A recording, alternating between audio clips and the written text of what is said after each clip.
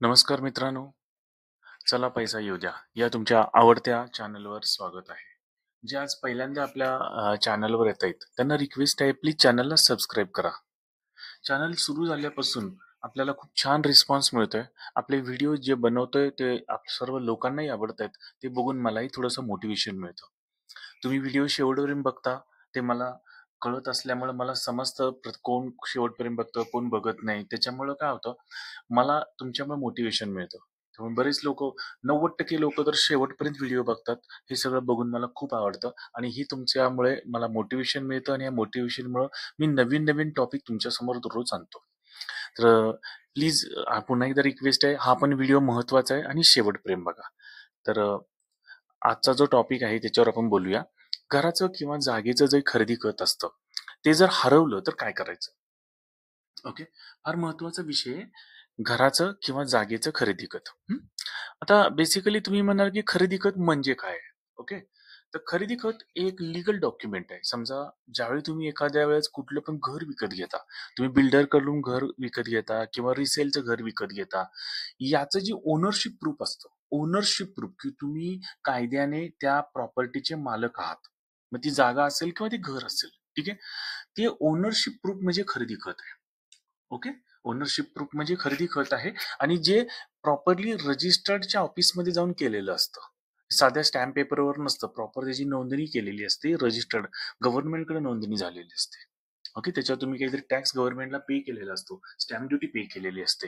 त्यामुळे हे डॉक्युमेंट असल्याशिवाय तुमची ही जागा तुमचीच आहे हे मानता येत नाही.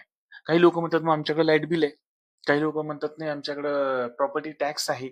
तर टॅक्स पावती किंवा तुमच्याकडे एखादं लाईट बिल असलं म्हणजे ती प्रॉपर्टी तुमची स्वतःची आहे असं म्हणता येत नाहीये. आता हे जे खरेदी खत आहे, हे खरेदी खत लागतं कुठं तुम्हाला? म्हणजे गरज काय? बेसिकली होतं कसं, ज्यावेळी तुम्ही घर विकणार आहात, ओके, त्यावेळी खरेदी खत लागतं. कारण समोरची पार्टी खरेदी खत तुमचंच आहे, हे तुम्हीच त्याचे ओनर आहात. जोपर्यंत प्रूव्ह होत नाही, तोपर्यंत तुमच्याकडून विकत नाही घेणार. त्यामुळे खरेदी खत तिथं महत्वाचं आहे. दुसरं गोष्ट काय होतं, कधी-कधी लोनसाठी खरेदी खत लागतं. जेव्हा तुम्हाला कधी-कधी नाही, नेहमीच लागतं. कधी-कधी तुम्हाला लोनची गरज असेल, तर तुम्हाला जर प्रॉपर्टी लोन काढायचं असेल, तर कुठलीही बँक खरेदी खत असल्याशिवाय तुम्हाला लोन देत नाही. देऊच शकत नाही. आता जर हरवलं तर काय करायचं? तर त्यासाठी काही गोष्टी आहेत.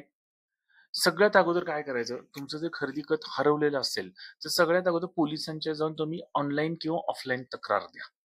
ओके. एफ-आय-आर करा. त्या एफ-आय-आरची कॉपी घ्या तुमच्याकडे. ती कॉपी फार महत्वाची आहे आपल्याला. ठीक आहे. तक्रार तुम्ही नोंदवली की ती कॉपी तुम्हाला ऑनलाईन नोंदवली तरी पण ती मिळून जाईल किंवा ऑफलाईन जरी जाऊन प्रत्यक्ष जाऊन जवळच्या पोलीस स्टेशनमध्ये नोंद केली तरी तुम्हाला ती तक्रारची जी एफ-आय-आर म्हणून त्याची कॉपी तुम्हाला मिळून जाते. आता ती एफ-आय-आरची कॉपी आपल्याला फार महत्वाची आहे. कारण जे हरवलेलं आहे याचं तुम्हाला एक जाहीर नोटीस द्यावी लागेल. कोणत्याही न्यूजपेपरमध्ये द्या, मराठी वगैरे ज्या कुठली लँग्वेज आहे त्या पेपरमध्ये द्या तुम्ही आणि त्याच्यासोबत हे एफ-आय-आर असल्याशिवाय तुम्हाला वर्तमानपत्रात कुणीही जाहीर नोटीस देता येत नाही. त्यामुळे तिथं ती कॉपी लागते तुम्हाला. ठीक आहे. त्या 4-5 कॉपी बनवून ठेवा. आता न्यूजपेपरमध्ये जाहिरात तुम्ही जेव्हा देता जाहीर नोटीस, की माझं असं-असं खरेदी खत हरवलेलं आहे, कुणाला सापडल्याचं वगैरे आणून द्या. एक 15 दिवस तुम्हाला त्याच्यानंतर वाट बघायची असते. ठीक आहे. आणि मग त्याच्यानंतर काय करायचं तुम्हाला, सब रजिस्ट्रार कार्यालयात जायचं, हे डॉक्युमेंट घेऊन. आणि तिथं तुम्हाला ना अटेस्टेड कॉपी मिळते. ओके. तुम्ही जे नोंद केलेली, नोंदवलेलं जे तिथं असेल ना ओरिजिनल कॉपी जी तुमच्याकडे हरवलेली आहे, त्याची तुम्हाला झेरॉक्स काढून वर शिक्का मारतात. ही कॉपी अटेस्टेड आहे, प्रमाणित केलेली आहे. आणि ते तुम्हाला कागद जे काय असेल तुम्हाला 40-50 पानाचं पुस्तक किंवा जे काही असेल ना ते सगळं तुम्हाला त्याच्यामध्ये मिळून जाईल, ज्याला आपण खरेदी खत म्हणतो. आणि याच खरेदी खतावर ॲक्चुअली डुप्लिकेट आहे बरं का, कारण त्याला अटेस्टेड असले, ओरिजिनल नाहीये.